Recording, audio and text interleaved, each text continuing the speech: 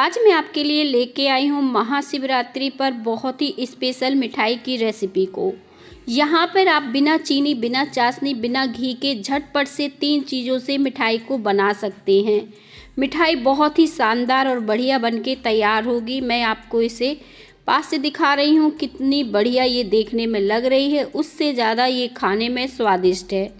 अब मैं इसे तोड़ के दिखाती हूँ कि कितनी ज़्यादा ये सॉफ्ट और मुलायम बनी है। तो चलिए बिना देर किए शुरू करते हैं आज की इस मिठाई को बनाना। इसे बनाने के लिए सबसे पहले हमने यहाँ पे गुड़ का इस्तेमाल किया है। तो गुड़ को हम चाकू से कुछ इस तरह से महीन कर लेते हैं और आप इसकी जगह चीनी से भी बना सकते हैं। मैंने यहाँ पे 200 ग्राम गुड़ का इस्तेमाल किया है। तो इस तरह से हम छोटे छोटे टुकड़ों में गुड़ को काट लेते हैं और फिर इसे कप से नाप लेंगे, क्योंकि यहाँ पर हमें 1.5 कप गुड़ का इस्तेमाल करना है। यहाँ पर हम 1 गिलास दूध लेंगे और इसे गर्म कर लेंगे। हल्का गर्म करना है, इतना गर्म करेंगे कि इसे हम उंगली से छू पाएँ। बहुत ज़्यादा दूध को गर्म नहीं करना है, नहीं तो गुड़ और दूध फट जाएगा। तो हल्के गर्म दूध में ही हम गुड़ को डालकर छोड़ देंगे ताकि ये अच्छे से घुल जाए और थोड़ी देर के बाद हम इसे चलाएंगे। तो यहाँ पे पूरा 1.5 कप दूध डाल दिया है हमने और कुछ इस तरह से चला दिया है। अब इसे साइड में रखेंगे और इस तरह से हम इसे चलाएंगे तो गुड़ अच्छे से घुल जाएगा।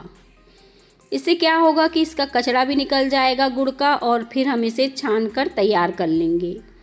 तो यहाँ पर छान लिया है हमने और इसे साइड रख देंगे और इसी से आज हमारी मिठाई बहुत ही शानदार बढ़िया बनके तैयार होने वाली है। यहाँ पर आप मिक्सी का जार ले लीजिए और इसमें डाल दीजिए ये ड्राई कोकोनट। तो यहाँ पे मैंने 2 कप इस्तेमाल किया है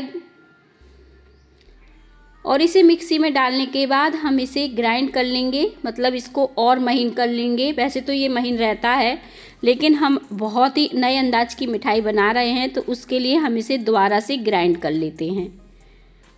तो एक बार इसे चला लेंगे। आप चाहें तो इसमें इलायची भी डाल सकते हैं, लेकिन कोकोनट का बहुत ही बढ़िया फ्लेवर रहता है, इलायची की ज़्यादा ज़रूरत नहीं पड़ती है।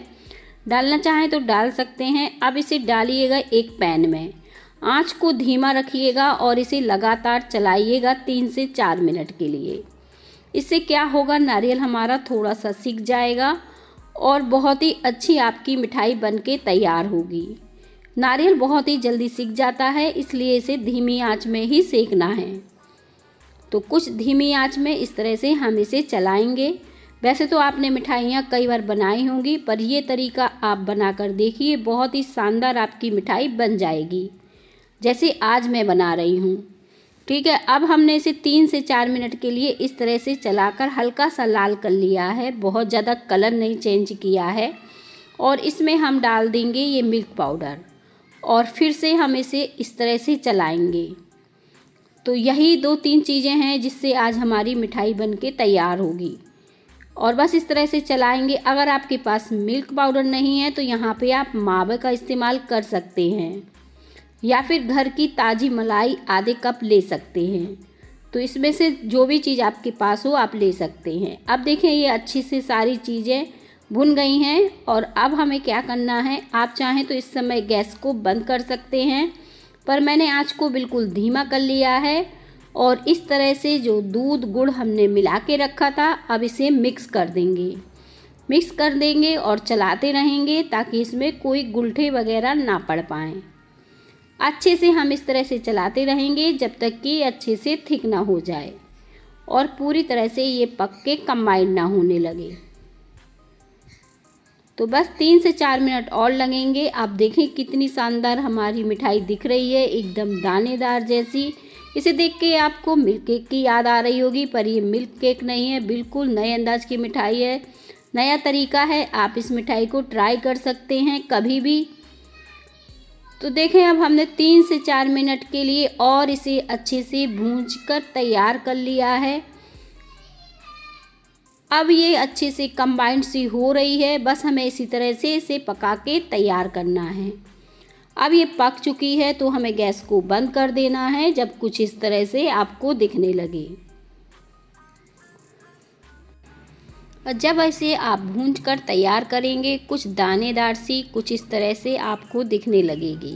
बहुत ही रसीली सी अब हमारी मिठाई बन जाएगी। अब हमें गैस को बंद कर देना है और पैन गरम है तो इस तरह से चला लेना है। इस तरह से कुछ आपको देखने में लग रही होगी। आप इसे थाली में भी सेट कर सकते हैं या फिर केक टिन में, जैसे चाहे आप इस मिठाई को सेट कर सकते हैं। तो बस हम इसे इतना ही पकाएंगे। और यहाँ पे मैंने एक केक टिन लिया है जिसे थोड़ा सा हमने तेल डालकर ग्रीस कर लिया है। पहले मैंने बटर पेपर लगा दिया था, इसके बाद हल्का सा तेल डाल दिया है और इसे अच्छे से ग्रीस कर लिया है। अब इस मिठाई को हम इसमें डालकर छोड़ देंगे जब तक कि अच्छे से ये सेट ना हो जाए। तो कुछ इस तरह से हम डालने के बाद इस तरह से इसे दबाएंगे और अच्छे से चिकना कर लेंगे।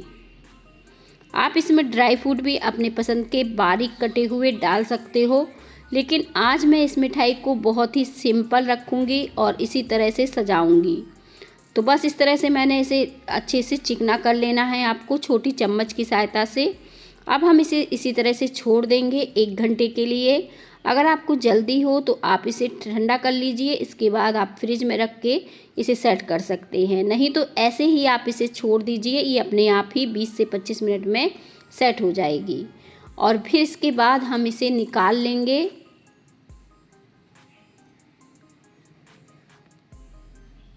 अब मैं इसे आपको निकाल के दिखा रही हूँ कितनी शानदार आपकी मिठाई बनके तैयार हुई है। इस तरह से कुछ निकाल लेते हैं इसे बटर पेपर से। आपको देखने में बहुत ही जालीदार और मिल्क केक के जैसे दिख रही होगी। और अब हम इसे पीसेस में कट कर लेते हैं। तो जैसे चाहे पीसेस आपके कट कर सकते हैं, पर मैं कुछ इस तरह से इसके चौकोर पीसेस कट कर लूँगी और बहुत ही मोटी मोटी और शानदार सी आपकी ढेर सारी मिठाई बनके तैयार होगी, और वो भी 1 गिलास दूध से। अब इसे हम कुछ इस तरह से सजा लेते हैं। आप चाहें तो इसे काजू या बादाम से भी सजा सकते हैं।